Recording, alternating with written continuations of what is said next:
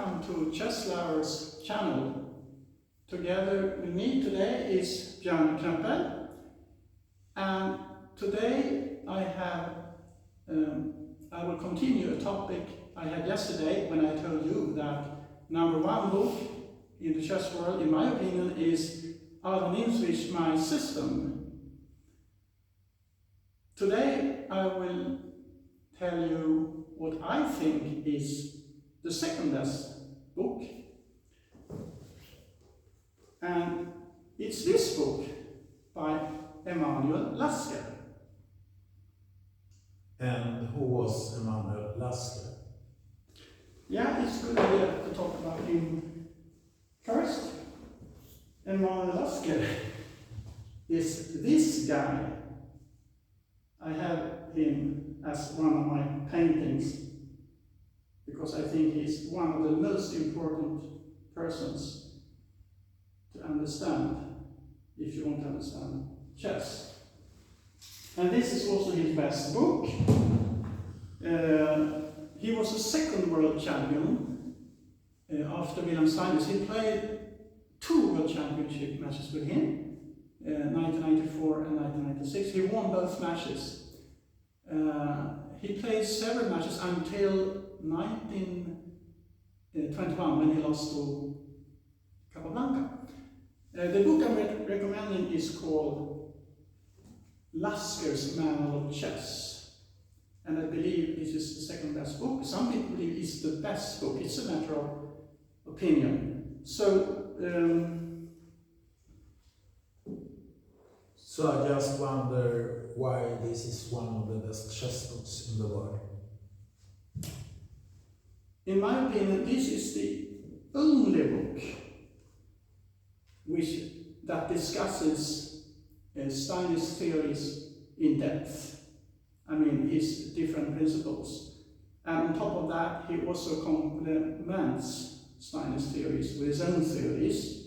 I will not discuss them in detail because I'm recommending you to get this book and study it very carefully, especially the 4th part. Together with My System, this book improved my understanding of chess considerably, because what you have here you don't have in another chess book. I will give you an example. There is a position behind me, and I have taken it from this book because I have a note that I have made a lot of notes in my book. I have written in the Swedish language, study especially position 5, 7 and 8. And this is actually the 5th position. It arises between 2 cities actually, Berlin and Riga. There is no year here. And what's so special with this position, in this game? Yeah, we will have a look at it. And you should be able to see the position now in full, I hope. So you can see it's a very dangerous pass pawn here, and 2 very active major pieces, 1 passive pieces. And both players are under pressure. White's main threat is b6 followed by b7. So black has to act quickly. And Riga's move was rook e4, which immediately threats a check on the first rank by rook e1. So white has to escape from that. Notice now the x-ray from the queen. It's very important for this position. And black put pressure now on the rook on d1. White has to defend it with his reserve rook by playing rook a to a1.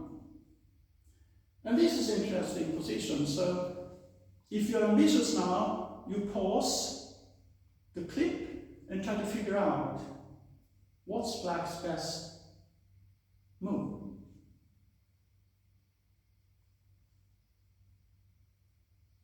Yeah, you don't do the counting here. And now it's okay to continue.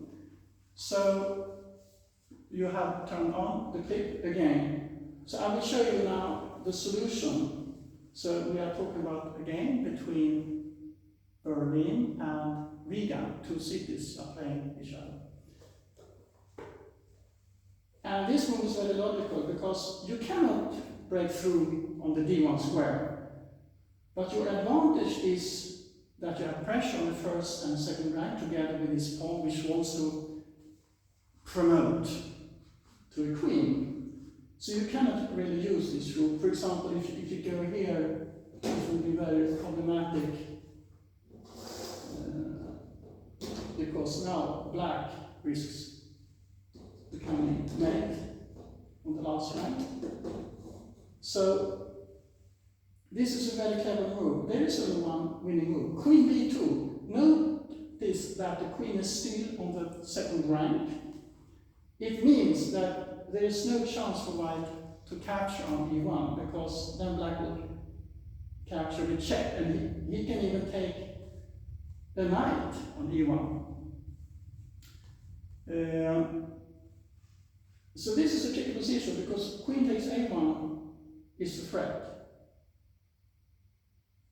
And what should white do about it? There is no time for b6 because black will execute his threat. And if white plays queen c6, black can just move his rook. And the threat is still on black's agenda. So what was played in the game was queen f2, but then black can execute this threat. And white managed to win that pawn, but also white's pawns on the queen side will be liquidated. This was the continuation.